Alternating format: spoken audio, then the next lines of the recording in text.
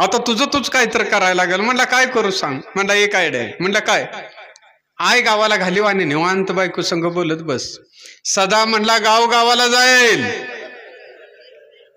पण आय गावाला जाणार नाही.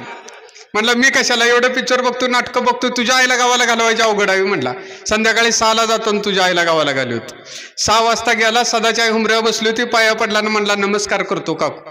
सदाची आई म्हणली नाग्या सदाचं लग्न झाल्यापासून इकडे फिरकायचाच बंद झालास. नाग्या म्हणला काकू महात्मा गांधीजींनी म्हणलंय दोस्ताचं लग्न झालं की पुन्हा त्याच्या घराकडे फिरकायचं नाही. सदाची आई म्हणली गांधीजींनी ही बी म्हणलंय.